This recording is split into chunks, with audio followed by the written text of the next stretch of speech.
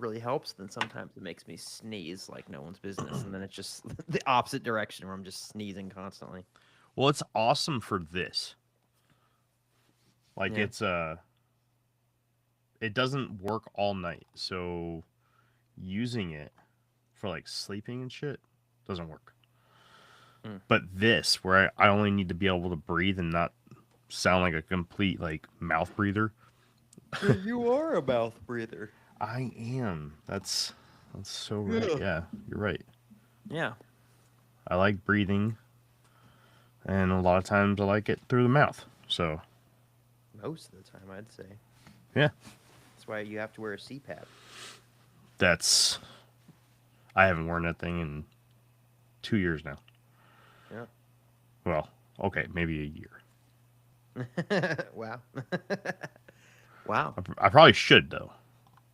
Probably should. It's probably why I'm fat. No, probably not. Yeah, sounds pretty scientifically Yeah, right breathing on. makes you fat. Yep.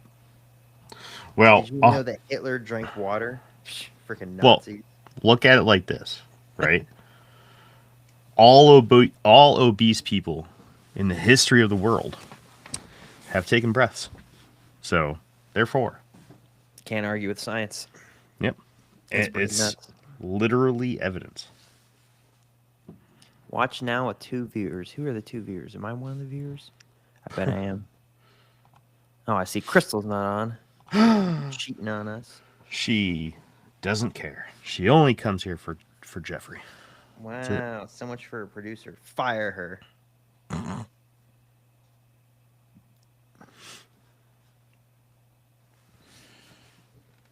UFOs today, Jake. Ew. Yep. We're going to talk about UFOs. Ew. Yep. There's Yep. a really funny episode on the new season of Love, Death, and Robots that is UFO related. New as in like just came out? Yeah. Really?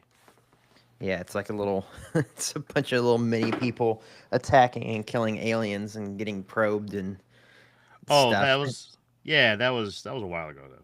Oh, That's not new like well, this I week hadn't new. seen it. Oh yeah, I've seen it. Did you see it? Yeah, Did you laugh? I did. It was funny. You're like, It was completely silent, right? Except for like the little squeaks that they use for their voices, like beep beep beep beep beep beep. What up, hey, Skeeter? Peter. What up, cuh? Oh, now we can do the episode. I just wiped the floor with these people in this Candy Crush game. You're beating all those candiers. Dude, I did it. I won the race. I did all the levels first try. I am making so much progress on the book right now. You are writing the book. Oh, I've been writing the book for a year and a half now, but I have recently been making a lot of progress on said book. So yeah, You're a book. yeah, Yeah. yeah. So yeah, a little early today. We're gonna start right at 8. Because we don't have 'Cause- Jeffrey here because he left us to die. That's true. Typically, we're waiting on Jeffrey. Right now, Jeff is typically sending me a text saying, "Hey man, I'm just getting out of the shower. I'll be right there." Yeah, hey man, I'm taking a dump that's going to take 35 minutes. Sorry. That's typically where we're at with Jeffrey. It's all right. At I this can't talk that moment. much crap. He dang near cut his hand off or whatever last week, and I didn't show up. So Yeah. Yeah. I'll talk crap next week when it's the second week in a row of him not being there. Well, we're probably going to be without Jeffrey for a while. Well, yeah, that's what I'm saying. Next week, I'll talk crap. And then every time following that consecutively, I'll talk more crap. He's not gone for good, but the truth is that He he hates hates all of us. All of us. So, and I if he got you didn't, a- he'd be here. I got you an ornament for your Christmas tree. Do you have a Christmas tree up? Yeah, I do. We can't put a Christmas tree up this year because Doug will tear it up. Well, He's got a then big old he's got a big old cone on, and he just knocks everything over. So Staple it to the ground. his cone. Yeah, man. Yeah, That's fucked up. yeah. I'm gonna put some antlers on his head and use staples to keep him on. 5 more minutes, and we will start. No, Skeeter's not a 3D printed ornament. I have been able to get my 3D printer to print anything that doesn't suck. I'm worried I'm gonna end up having like one of these again, where it just stops. Is that Yumulak?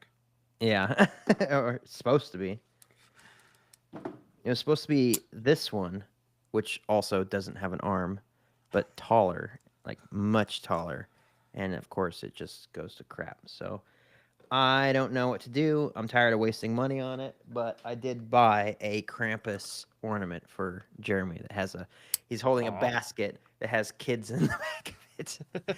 So That's awesome. I go sneak it onto his tree. That's awesome. That is. I would like to do they have the file for the Krampus ball or the bell from the movie. Nice. That would be pretty cool. Paint that. Oh yeah. up. Oh yeah, man. Heck yeah. I'm excited about this. About this, should we fight about it?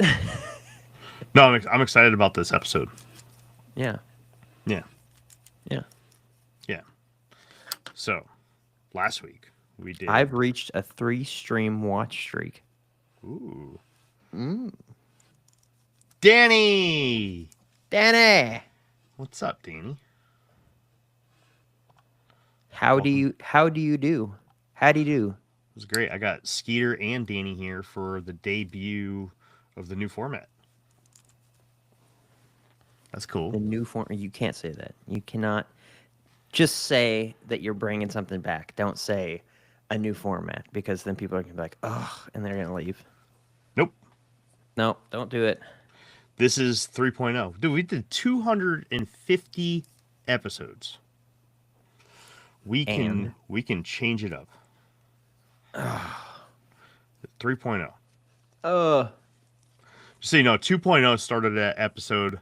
Actually, let's see if the chat can guesstimate. Chat, what was the episode number where 2.0 started?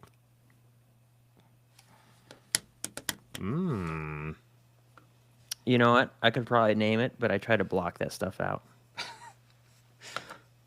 I bet you could name it. If you thought about it for a second, I bet you could. It was definitely one of your topics. No. Sure it was. Nope. Or you mean just the straight up interviews? No. I'll give you a hint. It was double digits. Wow. Yeah. That's like forever ago. Yeah. Like 3 years ago. Yeah. Except that you've decided to change the format 15 times in between those things. So Yeah, but these are like, this is legitimate, like, new era infinite rabbit hole stuff.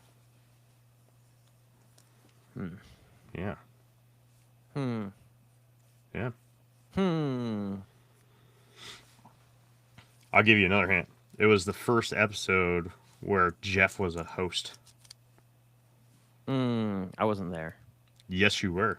No, I wasn't. Yes, you were. No. Yep. You sure were. It's like I hear what you're saying, but no. It was the first episode with all three of us. Man, I don't remember what I ate for breakfast yesterday. Not including the Project Bluebeam episode, because I wasn't there for that one. were you not? No. Oh, well, then there you go. Not that one. Not that one. That's too early. I think it's episode 53. It's American Bigfoot. that was the official launch of 2.0. It's either 50, 51, or 53. Not 52. I know that. Dude, you unlocked all of the crappy episodes. Yeah. I unlocked all of them. Nice. 53 was IRH News, Loch Ness Monster, Water, Metal, Ancient Civilizations. 54 is American Bigfoot. So 54. See? I told you. Yeah, you were so close that Mm-hmm. you were still wrong, but you were pretty close. Yeah. And you couldn't name it at all. No, of course not. All right. Well, let's jump in. Jake, you ready to roll? Yeah, dude. Yeah, man. I'm always ready to roll, except for when I'm not. Good. Yeah. Welcome back to the Infinite Rabbit Hole. I'm your host, Jeremy, and today we're going to start a new era of the podcast. Yay. Claps. Everybody claps. Thank you, Jacob. I am with my buddy Jake today. And just Jake. Just Jake, how's it going? Oh, I'm just jaking around. It's cold out, bro. I haven't done anything all weekend. It is so freaking cold. Dude. It was -10 this morning, and it got up to a high of 8? I don't think it got that high. And then Tuesday is supposed to be 40 degrees. gotta love it, right? Yeah. But yeah, it was, oh man. There was deer all over the place yesterday, and we're in antlerless season for rifle, and I was like, nope, not gonna do it. I'm not gonna be out there in the zeros cleaning a deer. No. Well, we're gonna be Jeffless for a little while. Jeff recently moved, and he's got to get some internets so he can come talk to us. So, no Jeffrey for a little while. That's it. He told me to tell everybody that, but the truth is that he just doesn't care anymore, and he gave up. He quit, and he quit on not just us, but you too. Mm-hmm. So, yep. So let's sound off with Boo Jeff's in the chat. Boo Jeff, boo this man. Boo this man. So, got some explaining to do. So we didn't record last week, and we didn't put out a new episode last week. Instead, I took the 250th episode and I released an old Patreon exclusive. In fact, the first Patreon exclusive, the John Teeter special. It's about almost 2 hours worth of hard facts on everyone's favorite time traveler, John Teeter, and my favorite way of doing it through documentary series. Not much else to say about that, but we could talk a little bit about why we weren't here, and that has to deal with more or less changes in life. So 250 episodes in, and things get stale. Let's just be honest from this point of view. I've been doing this for 5 years straight, and sometimes it sucks. I love doing it, but sometimes it sucks. And I need to change it up, or else I'm going to go freaking crazy. So that's what I did. And I found a way to format this show where I can do what I originally wanted to do, the love that I had for the documenting the strange and the unknown, but also stick with the really cool interviews that we've been good enough to get lately. So we're going to try out this new format tonight. It's going to be kind of a test run, see how it goes. But the gist is, I am researching for a lot of stuff. One of those stuffs is my book that I'm writing on Elmwood. So I've been diving into a lot of UFO stuff. And every week, my research changes. I've been writing this book for over a year and a half now. And my attention span doesn't stay on one subject very long. So that's what I'm going to do with Infinite Rabbit Hole. For the episodes where we don't have an interview going, we're going to dive into whatever it was that I got caught up researching that week. Simple as that. That's the new format. But it comes with a nice, beautiful script that I take 15 minutes out of my day every Sunday to put together, type up real quick, and present it to you guys. Jake doesn't have to do anything except for talk crap about the topics. And he's happy. Jeff doesn't have to do anything because he literally doesn't research. He just, is Jeff. But you get to kind of enjoy some of the stuff that I've been going down and where my thought processes are, and the rabbit holes that I've been getting stuck in, which is basically why the Infinite Rabbit Hole is the Infinite Rabbit Hole. Because I have a horrible issue with sticking on one topic, and it does not only affect the show. If you guys have been listening to us at all in the last 5 years, you'll know that I'm not very good at sticking to one topic. And just expand that to include the entirety of a week, a month, and a year. There's a lot of stuff that I lose track of what I'm supposed to be doing and get caught researching. So we're going to dive into a little bit more of my world and what I'm thinking about as of right now. Jake, ready to talk about UFOs, bud? Yes. So enthusiastic. I love it. All right. Yes. So I have 3 things that I've been researching this week that I want to bring to your guys' attention. And I get to try out my new scripting. So bear with me. So here we go. Section 1. The political reality of UFOs. The biggest Fortean story of the month is not an incident, but a piece of legislation that solidifies the UAP phenomenon as an ongoing national security concern. We are talking about the fiscal year 2026 National Defense Authorization Act, or NDAA. The final conferenced text of this massive defensive bill was released on December 7th, 2025, and it passed the House on December 10th. Within the legislation are powerful provisions forcing transparency from the military regarding UAPs.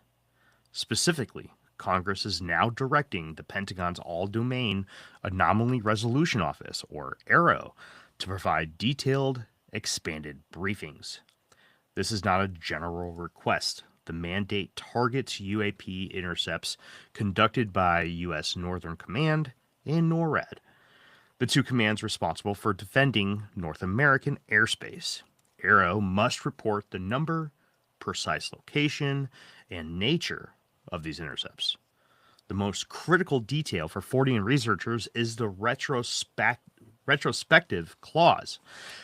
This required report must include all unreported intercepts dating back to January 1st, 2004.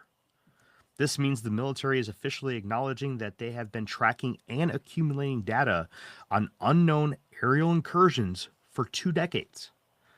The narrative has officially shifted from if UAPs exist to what our defense forces are intercepting and why Congress is now forcing the issue. What do you think, Jake? I think it's all BS. Well, yeah, I knew you thought that. But tell me what you really think.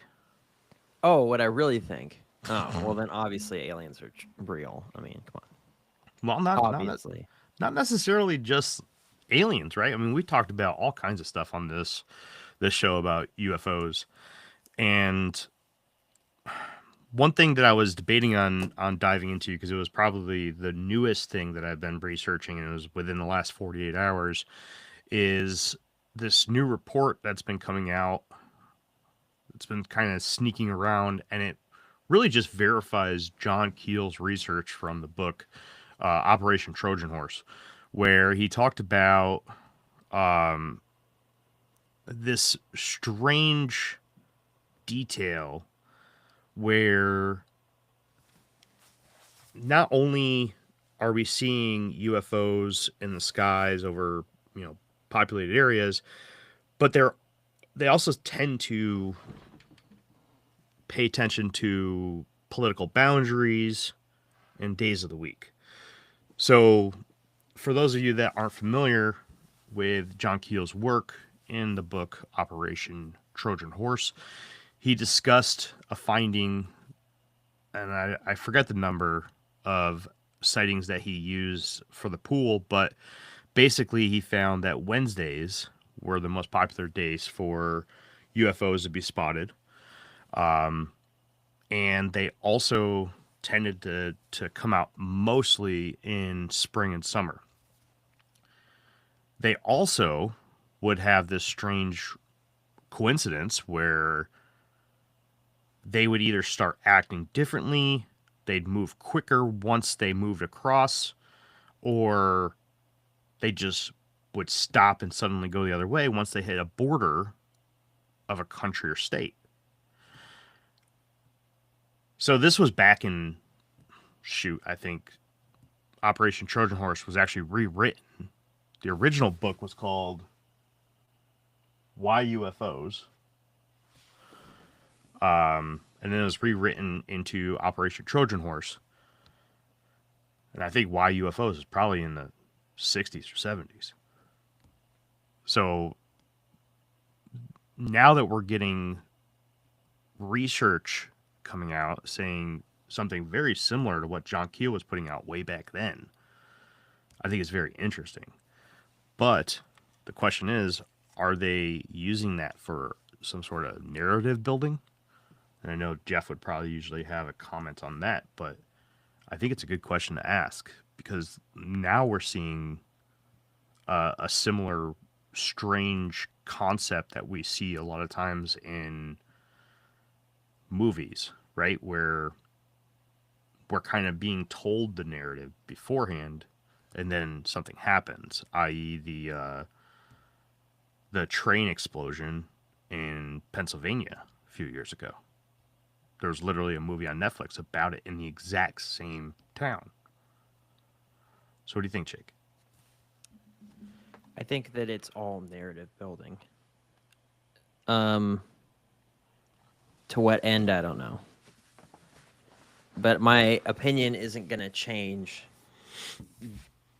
despite the amount of times we talk about this sort of topic. My opinions aren't going to change quite dramatically as saying suddenly, okay, well, UFOs are real and, so are aliens and all this sort of stuff. I think the whole thing is just, it's narrative building. Yeah. That to what end remains to be seen. But I'm not surprised that Congress is like appealing to find out the truth about the aliens, because, who would give those people information, It's like,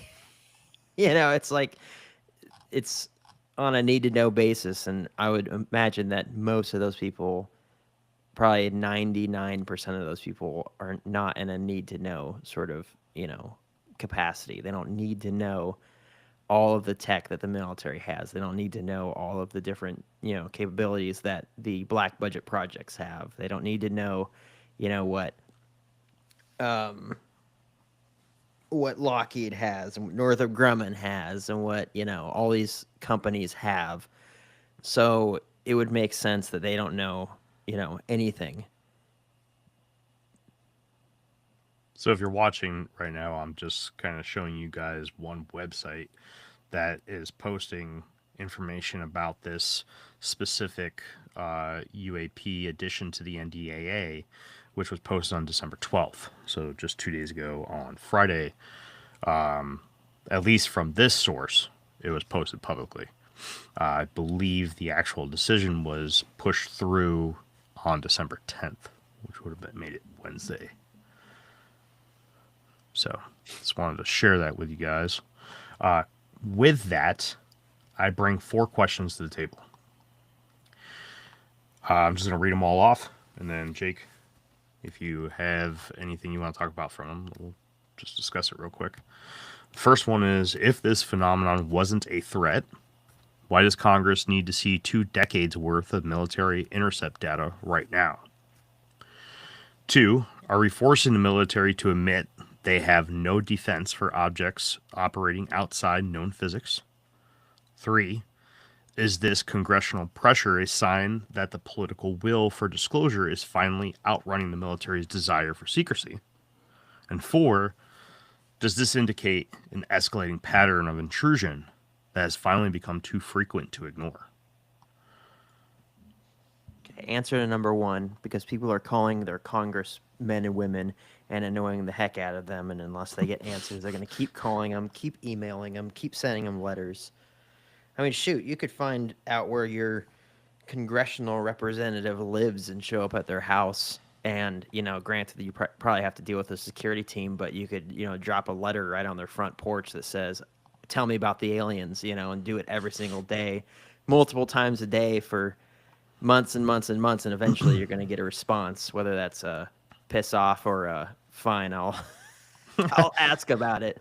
Now, broadcast that out to, all the people that want to know across every single state, just dumping letters in mailboxes and stuff. I mean, you're going to get a response, Yeah. You can only back up your congressional representative's secretary's phone so much with, voicemail saying, I want to know about the aliens before they finally say, okay, fine. I have to clear the memory on my device every single day because of the amount of messages I get. I mean, it's just like if a bill was going to be passed and you didn't want it to be passed or whatever, like all these people around here that are like no data center and stuff. You think those people aren't blowing up their, who's the guy over here? Oh, he's bald. Anyway. The mayor. Yeah. But you think that here they're not blowing up his phone saying no data center and stuff like that, whether he can or cannot do anything about it, right? It's just like, stuff gets done, right? They're a voice of the people. So that's number 1 as far as I'm concerned. What was number 2? Number 2, are we forcing the military to admit they have no defense for objects operating outside known physics? I mean, obviously. I mean, any of our current weapon systems, I mean, like a Hellfire missile is amazing, but could it blow up something that's going supersonic speeds? Probably not. It only has so much capability, right? So let's clear the air here. Let me ask you a question, but let me get your official standing. I know you think a lot of this is BS, right? Simple questions. Do you think there's unknown objects in the sky? Yes. Okay. Do you believe that they're physical? Some. So with that answer, then there's multiple types of things in the sky. Yeah. Well, there's multiple types of different aircraft in the sky too. Yeah. For different usages. Specifically about UAP, right? Unidentified aerial phenomena. You still believe that there's multiple types of these aerial mysteries? Sure, yeah. Okay. Do you believe that they all have the same source? No. Different sources? Yeah. I'm guessing, being that you're a veteran, you would think that some of it is top secret technology, human technology. What do you think? Give me a short list of what you could think the possibilities of some of this other stuff being?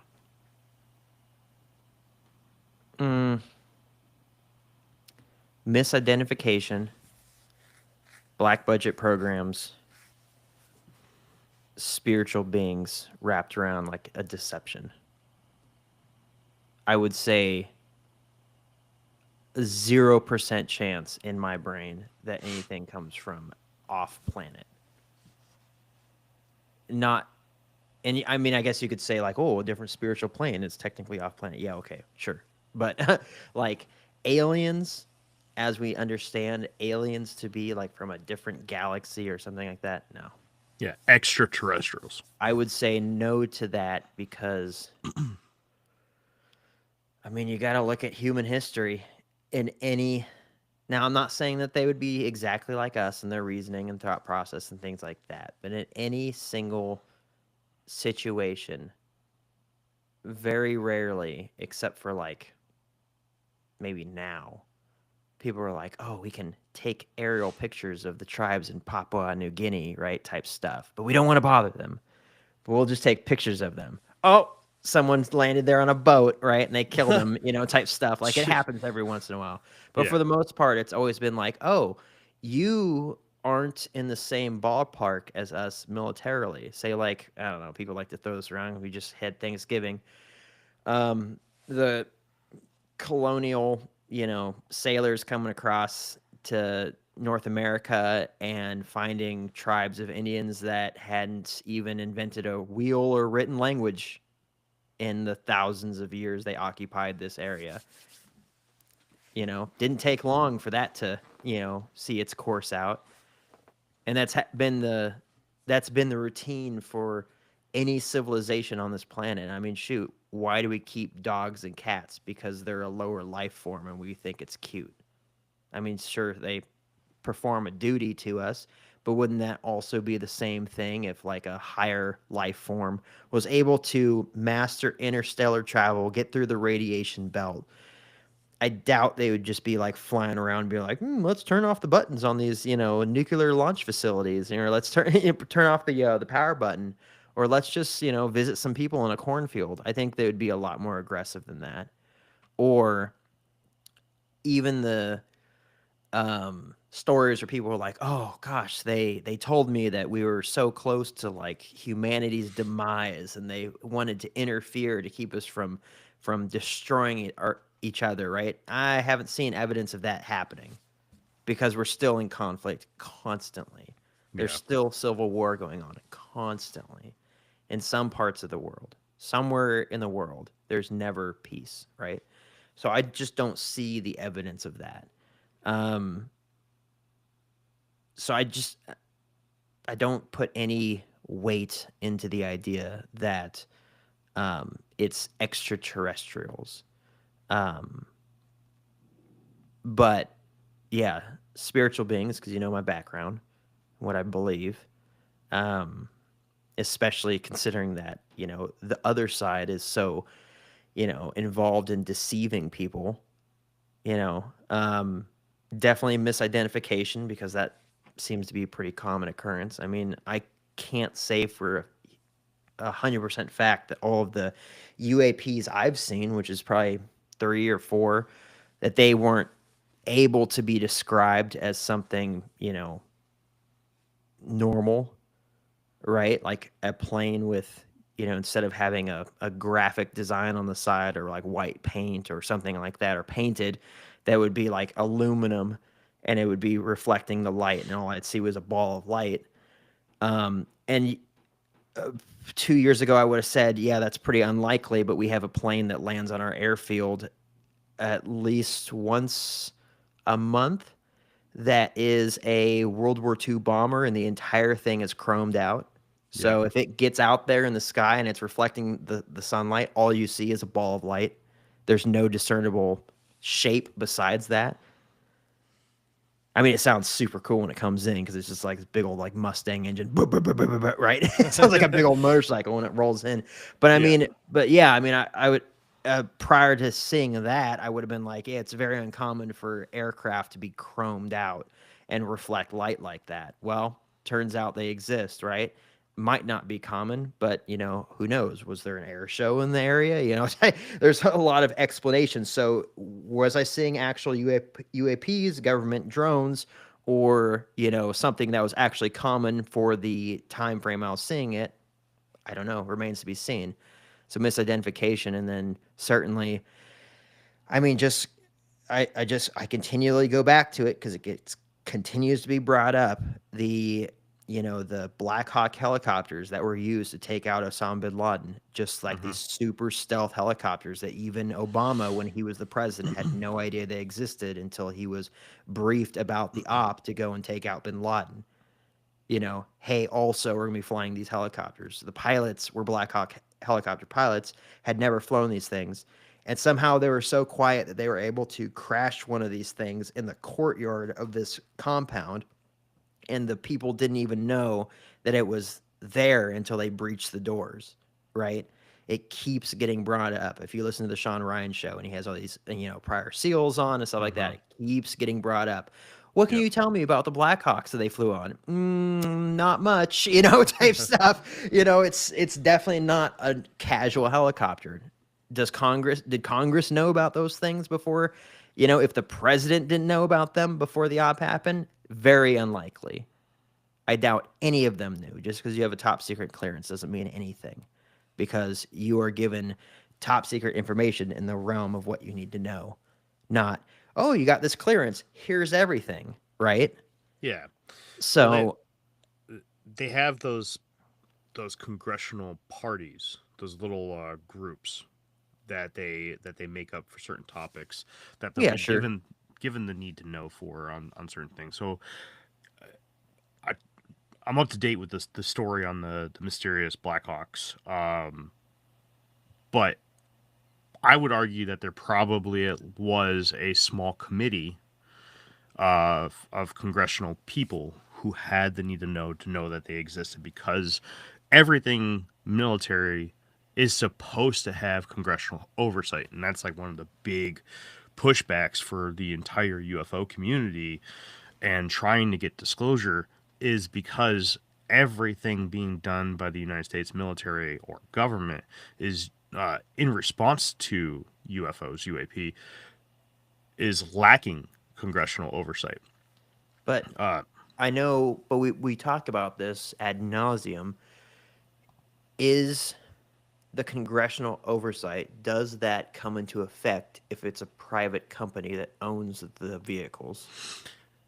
No. And that is, there is a huge flaw there. Yes, you're right. We've talked about this a lot. When you talk about contractors, right?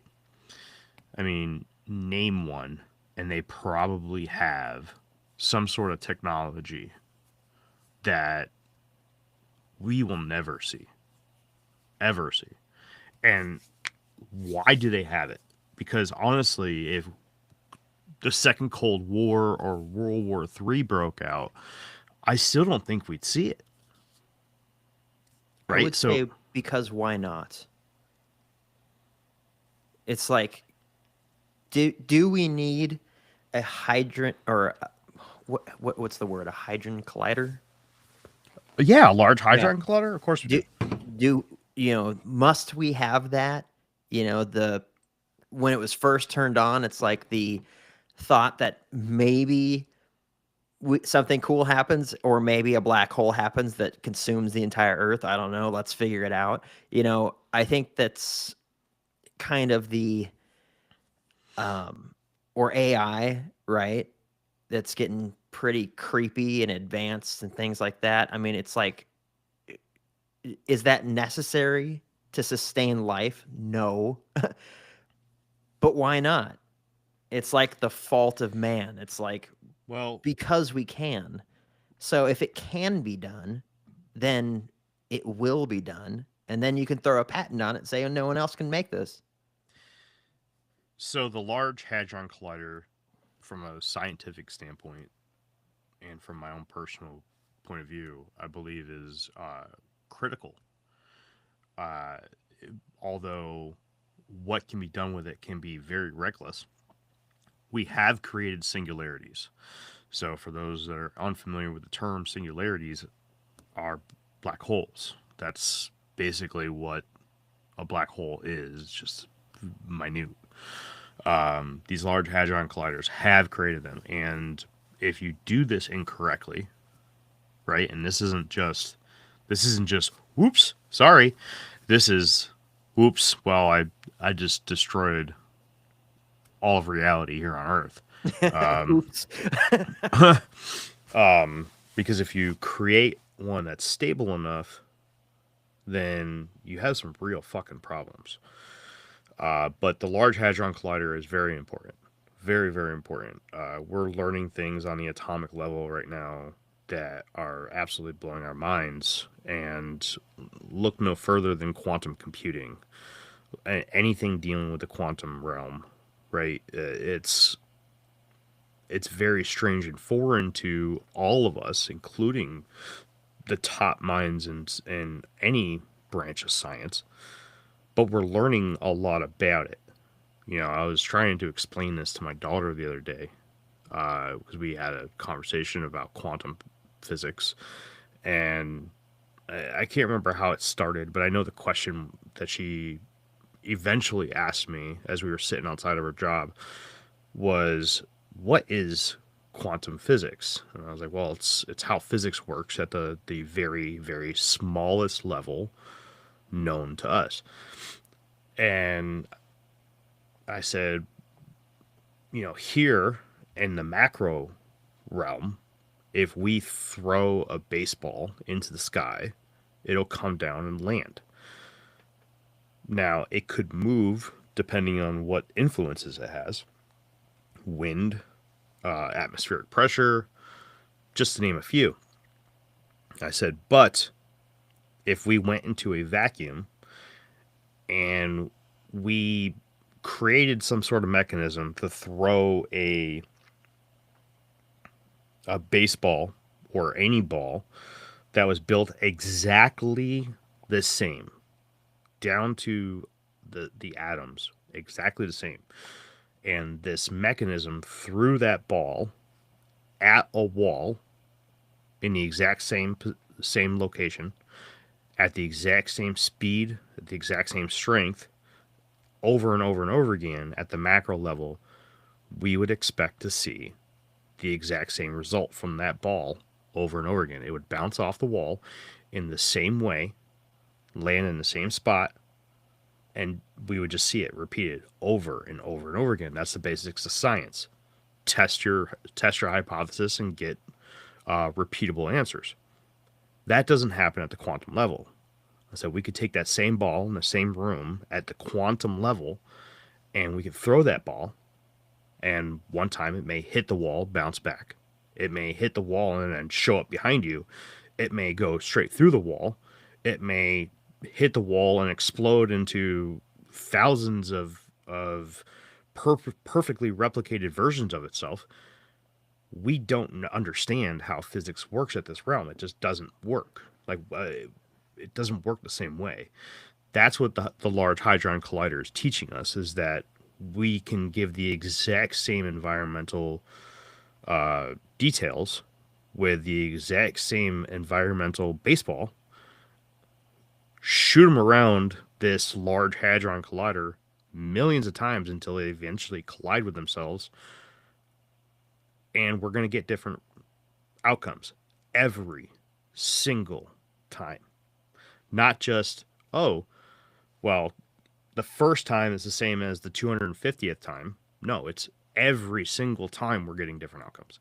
Every single, and it's not minute. It's not like, oh, well, it's going off at a slightly different angle. No, they're colliding. One is exploding, and the other one's just moving on perfectly fine, as if it literally didn't make contact. That's how we found quantum entanglement. That's how we found quantum superposition. I mean, while superposition was the double slit experiment, but we're finding things out at the quantum level that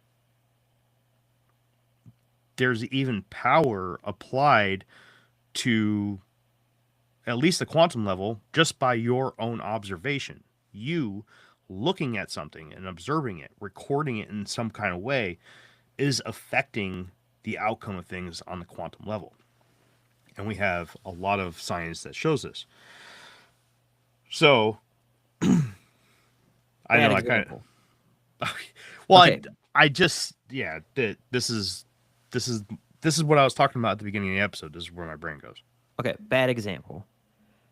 Let's say I'll use a different example. Okay. Okay. What was the Russian hydrogen bomb that was created? That's like 500 times or like 5,000 times the strength of the ones that we dropped on Hiroshima and Nagasaki. It was. Hold on, I can bring it up actually. Yeah. Because I just mentioned it in a script I was writing. I just got to find the script. So anyway, so point of reference, right? Mm-hmm. I don't know what the exact death toll was or blast radius of the 2 nukes we dropped in Japan in World War II, but did humanity, we as in humanity, was it absolutely necessary to invent a bomb that was 5,000 times that? I'm going to throw it out there and say probably not. Unless we're going to start fighting like, Titans and stuff. I'm going to say probably not. But why was it made? Because why not? Military superiority? Sure, I guess. The scare factor? Yeah, sure, I guess. Just because it could? I mean, so it's like, again, going back to my original statement, if I take that theory or that reasoning I just kind of threw out there, to what gain or what end are these vehicles being made? No idea. Do I believe they're being made? Yes. I don't think that there's like a solid cap on what we can or cannot do, with the exception of creating something out of nothing, like life. That's not what I wanted. Trying to share this other screen. Oh, there we go. You know what I'm saying, Ka? Right? Is it the Tsar Bomba? That sounds right. Yeah. That's it. The Tsar Bomba, way stronger. Anyways, let's I got 2 more questions just specifically for you from this. What were the other two of the 4?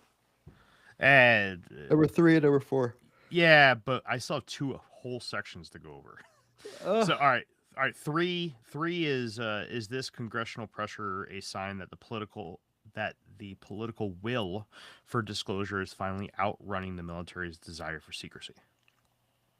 I guess. Okay. 4, does this indicate an escalating pattern of intrusion that has finally become too frequent to ignore?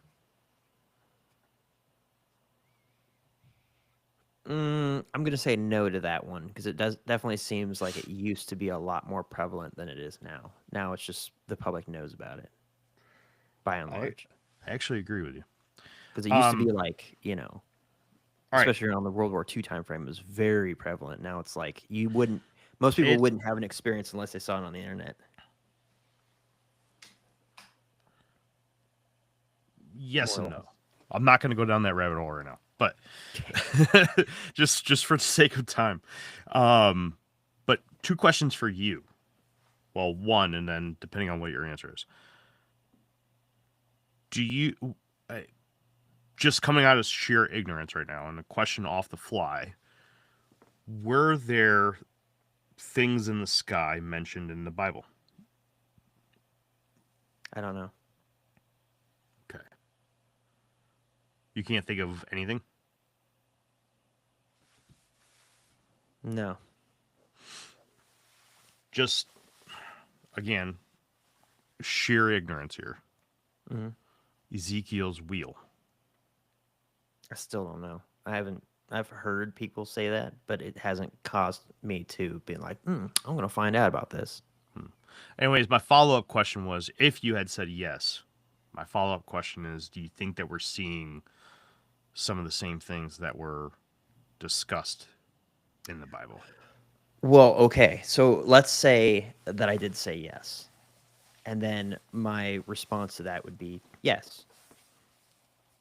Throughout all of human history, there have been, according to my beliefs, there have been interactions with both angelic and demonic beings. People describing angelic beings to be horrifying. The Bible describes them to be horrifying, right? 6 wings, 4 faces, wings covered in eyes, all kinds of crazy stuff. Oh, sorry. And then the angels are coming down saying, be not afraid. Well, I doubt they were saying that because they look like people, right? I think it True. was probably terrifying. And then they're like, hey, calm down. Don't be afraid. I have a message from God. And they're like, okay. So there's that. And then on the other side of that, there's demonic beings who, if I am to take what the Bible says, of a third of heaven's angels were cast down from heaven from the rebellion, perpetuated by Lucifer, all of those same looking angels are now in the demon category. Mm-hmm. So where you have one side that look horrifying and they're saying, be not afraid. You have the other side that look horrifying and they're like, oh, you should be afraid, right? And so if there was that prevalence in the Bible times, let's say between 2000 and, I don't know, 6,000, 8,000 years ago, well, spiritual beings don't die. They don't have to eat. They don't have to take a dump. They don't breathe. They're infinite as far as we're concerned. So would the same exact beings be around then and still around today? Yeah, most assuredly. So yeah, I mean, if Ezekiel's wheel is pointing to, what some people would say a UAP, and what he would say is a angelic or demonic being, depending on what the context was. That I'm not going to paraphrase because I don't know. But would that same being still be in existence here today? Yeah. Right on. Right. And would that same being be able to present itself to people? Yeah. If Now, you ever come across that stuff, I'd love to dive more into that. Now, I don't think that angels act upon their own free will and just do stuff willy-nilly. They are known as the messengers of God. So I'm pretty sure that there's a hierarchy, right? God assigns an angel, hey, I need a message delivered to this person, a very important message because it's coming from God. And you would see that with prophetic messages in the Bible. It wouldn't just be an angel being like, I'm going to stroll down, Broadway and go get a corn dog. It just doesn't happen. They're performing tasks and roles and things like that. I think that where you find that would be like a, whatever I feel like doing at this moment because I'm living in rebellion would be in a demonic sort of a sense. Would be a, you can't control me. I'm going to do what I want sort of a thing. If I feel like possessing someone today, then I'm going to do that, So I think that, so I believe that most of what you're seeing in the sky is physical crafts, and then the other side of that is maybe 10 to 25% of it would probably be a demonic influenced being trying to deceive people. Right For on. what gain besides just obvious deception? I don't know. All right. Sorry, man. I'm gonna cut you off. Did that answer your question? Yeah, yeah, Okay. absolutely, man. And I have it written down because I want to revisit that in another episode. I think that I'm would going to be look a up very Ezekiel's wheel right now. well. Hold on. No. Nope. Do No, that. it's too Do late. that. Do that later so that we can talk about it on another episode. It's too late. Welcome, Spectrum. Welcome to the show, buddy. All right. Next, section 2. Next, we shift from modern politics to a fascinating piece of historical analysis, giving statistical weight to a classic Fortean theory, the link between UAPs and nuclear weapons. Yeah, we segued pretty good into this. A new study titled Transients in the Palomar Observatory Sky Survey may be associated with nuclear testing, and reports of unidentified anomalous phenomena was published in the journal Scientific Reports on October 20th, 2025. The researchers analyzed over 100,000 photographic plates taken by the Palomar Observatory between 1949 and 1957, a period that predates the space age. They focused on transient flashes of light on these plates and cross-referenced their dates with 2 other datasets. The dates of US and Soviet nuclear weapons tests and the historical UFOCAT database of public UAP sightings. The findings are compelling. They found that transients were 45% more likely to appear on dates within 1 day of a nuclear test. That link became even stronger, showing that these mysterious flashes were observed 68% more frequently on the day after a nuclear detonation. Furthermore, the data showed a direct statistical correlation with the public. For every additional UAP reported in the public records, there was an 8.5% increase in the number of transients identified on the photographic plates. This correlation is considered statistically robust. It suggests that whatever was causing these anomalies in the 1950s was demonstrably linked to the rise of the atomic age. Now, I even included a neat link in here so you guys can kind of see what these plates are.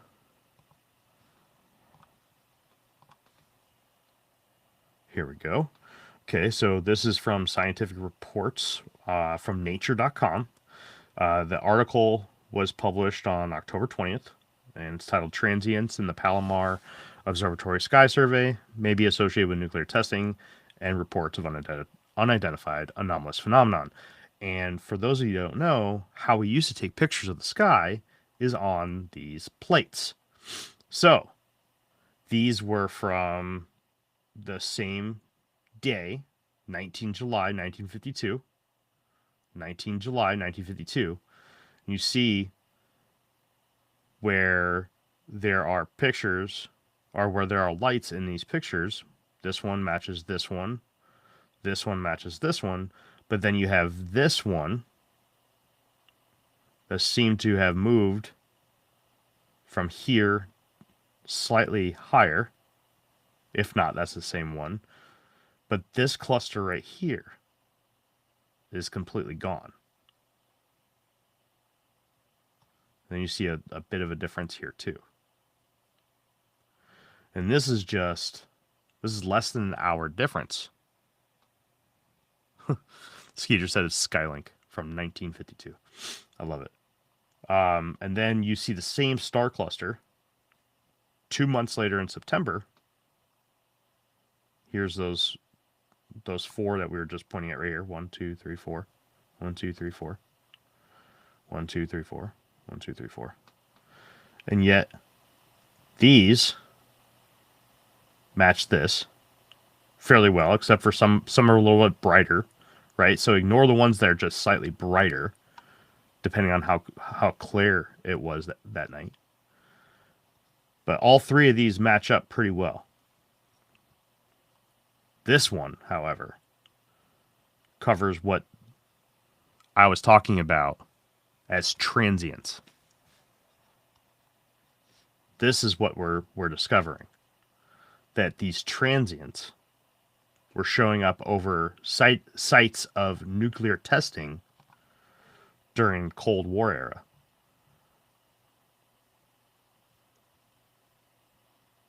Total transients per data log. And total independent UAP reports per date.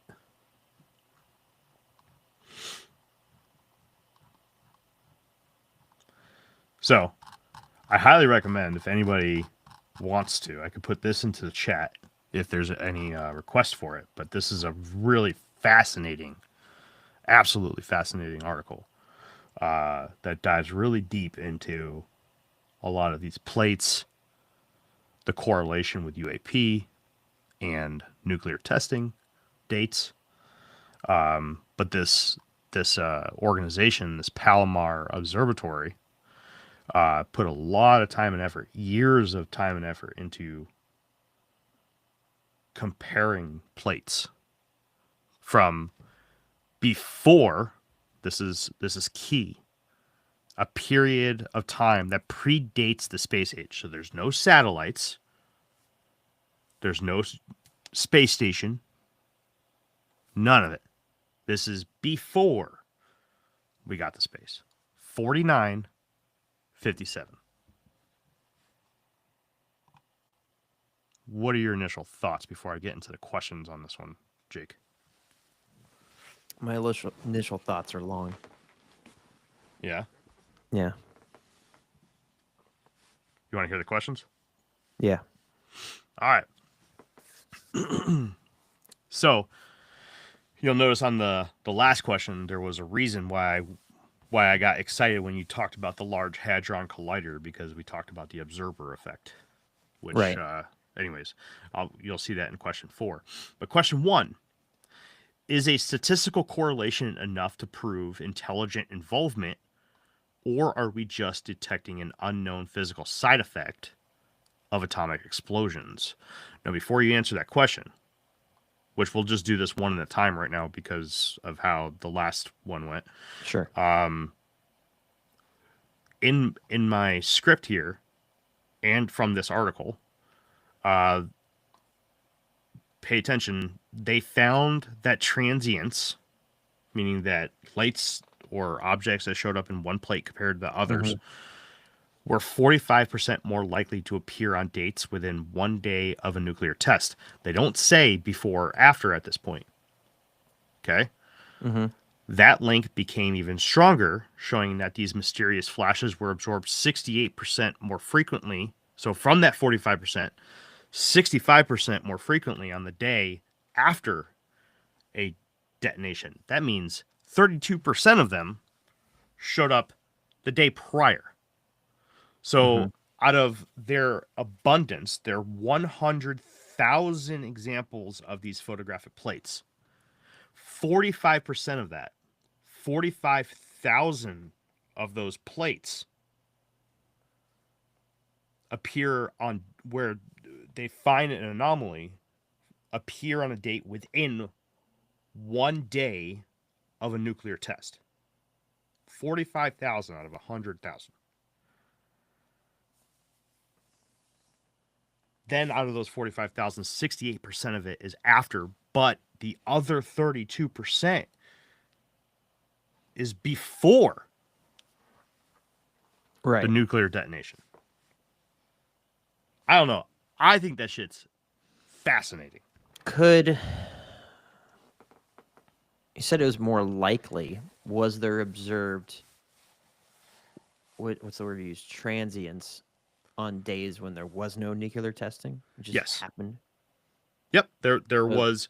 So 65% of it happened on dates that were not within 24 hours of a nuclear test. So then the ones before the detonation could be just coincidence. They could. Is 32% a reasonable answer for that? So basically, your pathway here is that the 68%, or at least a good chunk of that, was definitely in response to witnessing a bunch of boom booms going off. But the ones that happened prior were just coincidence. Or it could be checking up to see what's going on, what's the status, How is the project going to happen today? Is the launch going to happen today, or is it going to happen tomorrow? What's going on So here? this is cool. I like where you're going with this, because this was kind of where I was going to with it too, and why I referenced John Keel's research about the correlation between political borders and the day of the week, and the frequency of UAP sightings from his book Trojan Horse. I think that this is really important because this shows that there's intelligence, like the knowledge that there is something occurring. Okay, whether that knowledge is military intelligence, right? Where, hey, we have information saying that the Soviets are going to shoot off this bomb. We should probably go watch this. Or is it an unknown entity that knows that this is occurring somehow prior to it happening? Because depending on which one of those is true, they're both very interesting answers. Right. So I mean, I guess it could be either or. this is why I brought this up today, is because I think that this one out of the three subjects that we talk about tonight is the golden subject. This is absolutely astounding to me. I mean, I've read things about like the about these plates and the comparisons. Like Jacques Vallée famously talked about plates and how there was these non-parallel anomalies on them. Now we're seeing a modern research effort put towards this concept, and it's crazy, man. It is, and it's a lot of the same shit that we see from the history of ufology, and that is that when you look back and you read stuff from people that were quote unquote kooks or crazies, like a lot of people call John Keel, you see a lot of this stuff coming back around right now and being proven to be real or claimed to be real by the scientific community. I don't know, man. I think it's interesting. Want to hear question 2? Yep. What process takes 24 hours to manifest after a nuclear explosion that would create an object visible in the sky? So this question is basically, are the nuclear explosions or atomic explosions causing the difference in the plates?